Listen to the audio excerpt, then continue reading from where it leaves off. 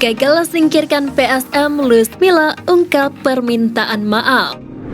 Kembali duduk di tahta tertinggi, euforia supporter PSM Makassar tak terbendung. Asisten Thomas Doll curhat usai Persija bungkam Persib Bandung.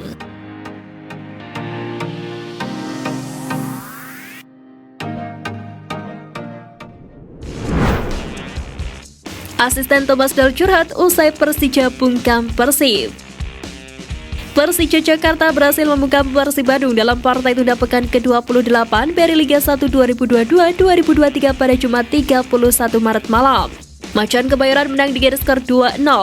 Dua gol kemenangan Persija dalam pertandingan yang berlangsung di Stadion Patriot Candrabaga Bekasi itu dicetak oleh Rico Simanjuntak pada masa injury time babak pertama dan Michael Krmenchik pada menit ke-72. Usai laga, asisten Thomas Doll yang juga pelatih fisik Persija, Paul Keenan, mengatakan bahwa pertandingan melawan Persib terasa berat. Di lain sisi, Paul Keenan pun mengucapkan terima kasih kepada The Jackmania yang sudah datang ke Stadion Patriot untuk mendukung langsung Persija. Kehadiran mereka disebutnya telah menambah motivasi Andri Tani Ardiesa CS. Gagal singkirkan PSM, Luis Milla ungkap permintaan maaf. Maung Bandung takluk dari Macan Kebayoran dengan skor 0-2 imbas gol-gol Rico Simanjuntak pada menit ke-45+2 dan Michael Krmenchik pada menit ke-72. Kekalahan ini berharga double karena selain dipermalukan rival bebuyutan, Persib Bandung juga dipastikan gagal meraih gelar juara Liga 1 yang direngkuh PSM Makassar. Oleh karena itu, Luis Milla menyampaikan permintaan maaf. Dirinya meminta maaf kepada bobotoh sebab menurutnya tim tidak bisa menampilkan permainan yang apik. Milla pun bertanggung jawab atas hasil pertandingan ini. Dia menilai para pemainnya belum bisa menampilkan performa terbaiknya. Di saat yang sama, PSM Makassar meraih kemenangan dengan skor 3-1 atas Madura United. Tanpa kekalahan, Persib pun sebenarnya skuad asuhan Bernadetta Fares tersebut sudah bisa memastikan gelar juara Liga 1 musim ini.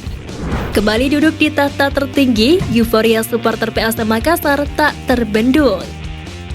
Penantian panjang 23 tahun pasukan Rameng akhirnya usai. Kemenangan 3-1 atas Madura United memastikan Pluim dan kawan-kawan menutup liga dengan gelar juara. Prince William Pluim ditambah gol indah Ken Senabu hanya mampu dibalas sekali oleh Laskar Sape Kerap. Sorak-sorai bercampur tangis mewarnai supporter PSM Makassar. Orang tua, remaja hingga anak-anak tak hentinya melompat dan bersorak. Fluid berakhirnya pertandingan menjadi alarm kebahagiaan The Maxman. Sejumlah supporter tak kuasa menahan air mata bahagia. Mereka berpelukan saling merangkul menyambut gelar juara yang diidam-idamkan. Pasukan Rameng akhirnya mampu kembali duduk di tahta tertinggi Liga Indonesia. Usai ditaklukkan di kandang sendiri, Madura United anggap PSM Makassar tak spesial. Bagi skuad Madura United, menghadapi PSM Makassar bukanlah sesuatu yang spesial. Tim berjuluk Laskar Sape Kerap itu mengaku semua lawan sama dan tak ada yang istimewa. Meski begitu, tim Madura United mengakui jika PSM Makassar memiliki satu kelebihan yang dipunyai salah satu pilar pentingnya William Pluim. Terlebih, Pluim berhasil mencetak brace pada laga tersebut. Kehadiran Pluim di lini tengah PSM Makassar ini membuat tim berjuluk Juku Eja itu semakin kuat. Di lain sisi, caretaker Madura United Rahmat Basuki menilai PSM Makassar memang pantas menjadi juara. Menurutnya, Juku Eja punya kualitas yang sangat bagus baik dalam bertahan maupun menyerang. Dengan kemenangan atas Madura United, skuad PSM Makassar dipastikan menjadi kampion Liga 1 2022-2023. Madura United pun menjadi saksi keberhasilan PSM Makassar merengkuh gelar juara PRI Liga 1. Rizky Ridho pamit, Aji Santoso beri pesan menyentuh. Persebaya Surabaya resmi berpisah dengan Rizky Ridho Ramadhani. Bek 21 tahun tersebut telah berpamitan dengan rekan timnya usai latihan di Stadion Gelora Joko Samudra pada Jumat 31 Maret. Rizky Ridho pamit karena kontraknya bersama Persebaya berakhir terhitung 31 Maret, sehingga dia tidak bisa bermain di sisa pertandingan. Pelatih Persebaya Aji Santoso membenarkan bahwa kontrak Rizky Ridho sudah resmi berakhir. Juru taktik asal Malang itu juga tidak mempersoalkan kepergian jebolan klub internal tersebut. Di samping itu, Aji Santoso mengaku tidak khawatir dengan kepergian Rizky Ridho karena Persebaya tidak pernah mengandalkan 1-2 pemain. Baginya, sepak bola adalah permainan yang kolektif.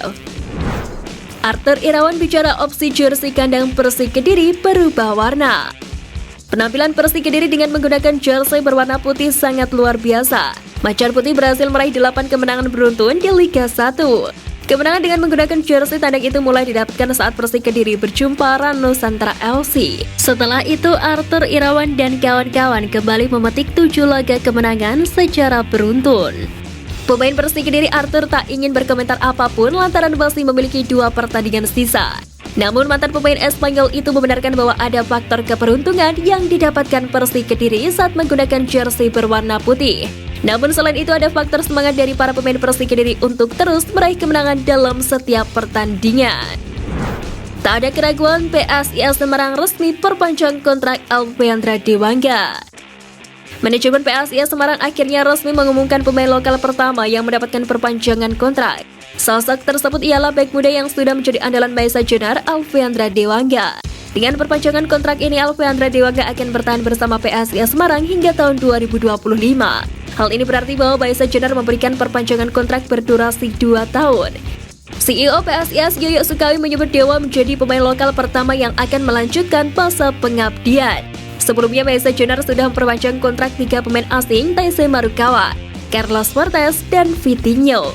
Yoyo menjelaskan pihak manajemen tak memiliki keraguan sedikitpun untuk memberikan kontrak baru berdurasi 2 tahun kepada bek berusia 21 tahun itu. Faktor pertama yang melatarinya ialah kebutuhan tim. Adapun yang kedua, Dewa sudah menjelma sebagai agen PSIS Semarang karena statusnya sebagai pemain asli asal Kota Lumpia.